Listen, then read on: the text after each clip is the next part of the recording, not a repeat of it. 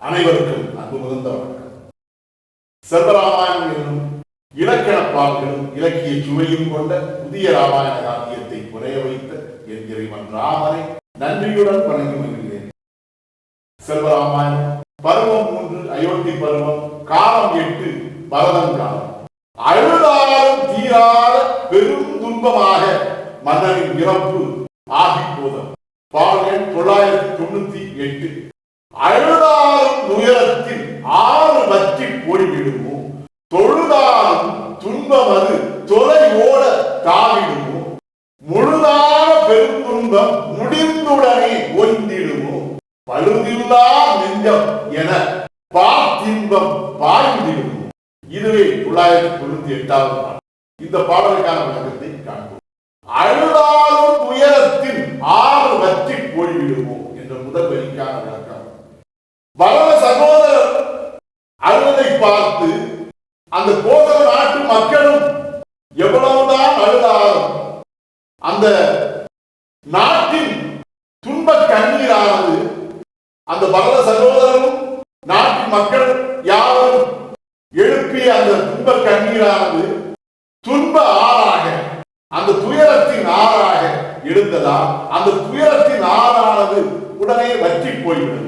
தொடர்ந்து அந்த துயரம் நீடித்தது. தொழுதாலும் துன்பம் அது தொலை ஓட தாவிடுமோ.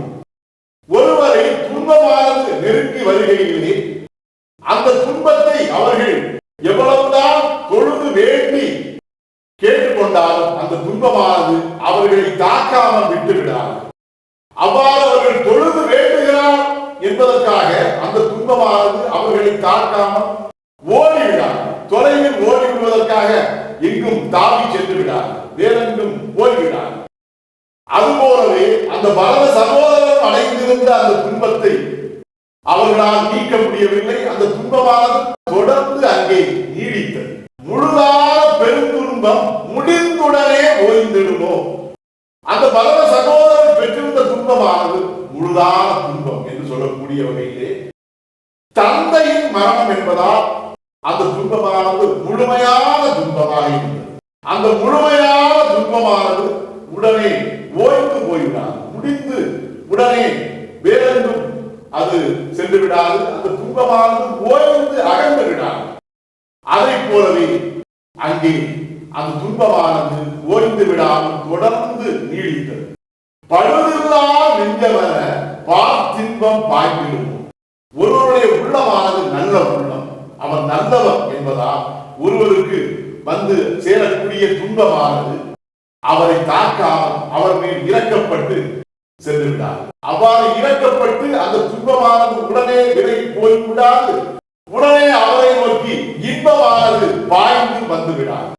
அதை போலவே அந்த பரத சகோதரர் இருவருமே மிகுந்த நல்ல உள்ளம் கொண்டவர் என்பதால் அவரை பார்த்து அந்த இருவரும் பரத சகோதரர் இருவரும் பழுதில்லாத நல்ல நெஞ்சம் கொண்டவர் என்று எண்ணி அவரை ஆக்கிரமித்திருந்த அந்த துன்பமானது, தந்தையின் மரணத்தால் ஏற்பட்ட அந்த துன்பமானது அவர்களை விட்டு விலகிவிடவில்லை.